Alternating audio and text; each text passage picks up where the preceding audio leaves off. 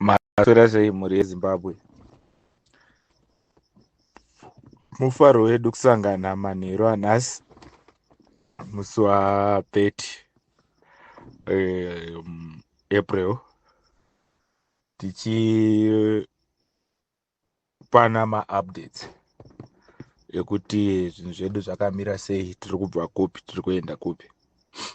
Tamboonesana masikati tikatraya kuisa audio. Pataedza kubudisa audio yedu, the idea yatanga tiri kupai yanga ichibuditsa information yekuti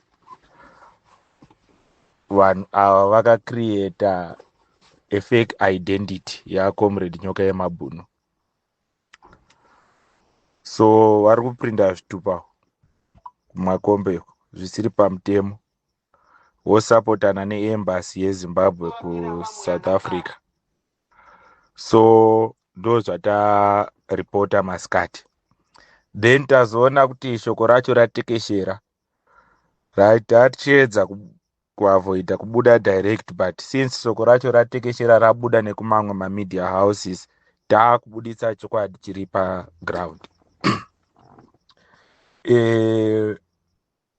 Vakomana vaWest Gananda, after vainformwa neembassy of Zimbabwe kuti tawana request of verification of papers dzaComrade Nyokayemabhunu, they worked hand in hand with the embassy vachibva vaita quick create a fake identity of Comrade Nyokayemabhunu.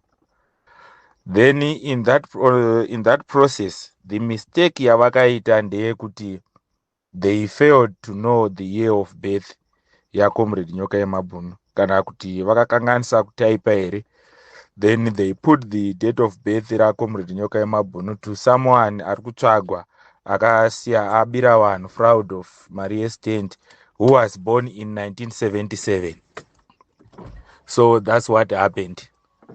So when the court was notified by the lawyer, could know this person watinaye panapa is not the same person wamuri kutsvaga, because the person wamuri kutsvaga imimi was born in 1977, and that person is not Comrade Nyokayemabhunu.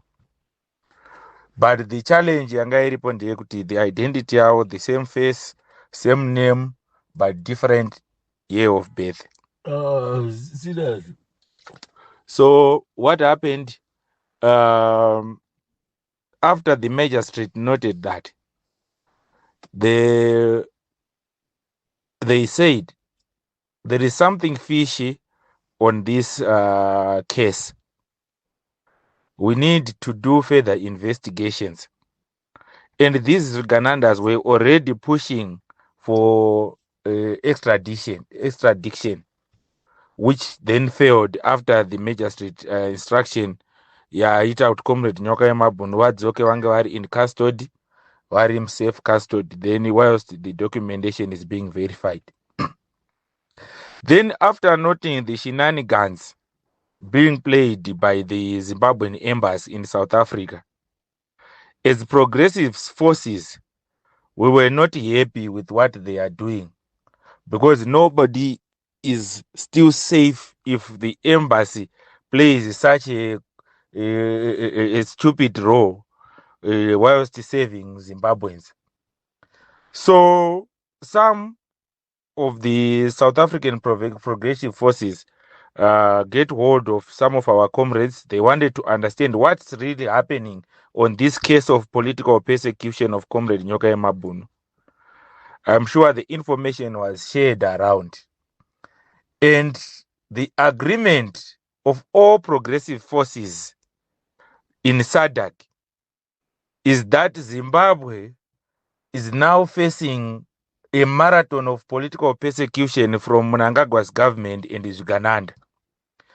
So like what happened during the revolution of Hondo Chimurenga, during apartheid, the progressive forces of SADC, they joined hands to fight against the oppressor.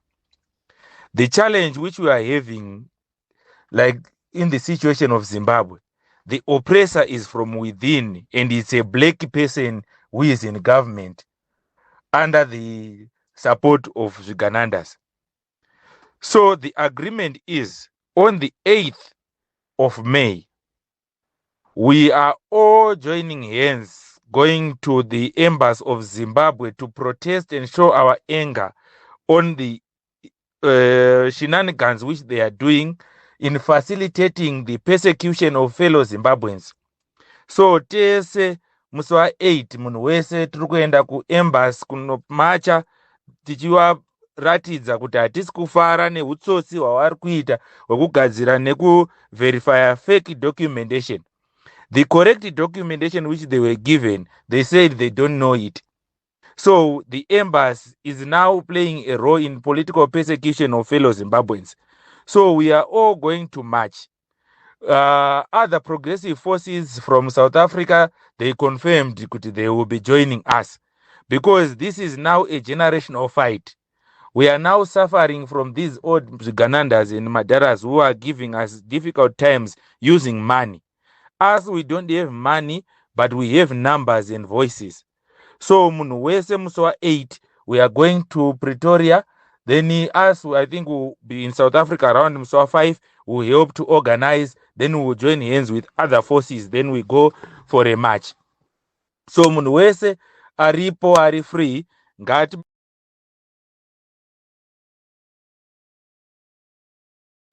ngatibatanei semaZimbabweans. What we need to do as the young generation is to unite, number one, and to have our voice heard. So ngatisangane kuembassy maZimbabweans, ngatishoko ngaritenderere.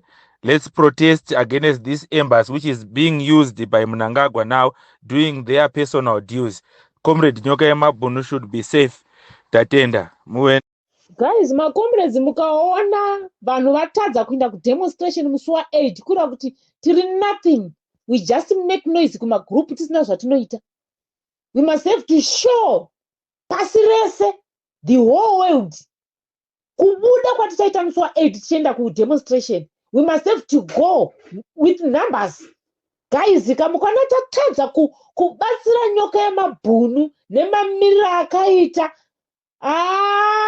MaZimbabwe tiri nothing.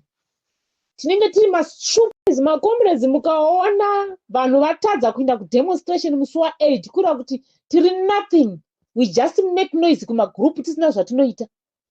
We must have to show pasi rese, the whole world, kubuda kwatichaita musi wa8 tichienda kudemonstration. We must have to go with numbers. Guys, kamukana tatadza kubatsira Nyokayemabhunu nemamiriro akaita. MaZimbabwe tiri nothing. Tinenge tiri mastupidity chaiwo. Aya anonzi mastupidity aya. Ndo zvatinenge tiri. Ukaona tatadza kubuda kuenda pa consulate musi wa8. Handizivi kuti ndingataura sei. Kuti maZimbabwe tinenge tiri useless. Yakataurwa namalema ya kuti maZimbabwe you are not unity. Hamusi unity vanimini. Hamusi unity. Handei musi wa8 guys, kana tichinopiswa kana pachitwa sei ende kutongoona varimo imomo havasi kuzomushanda.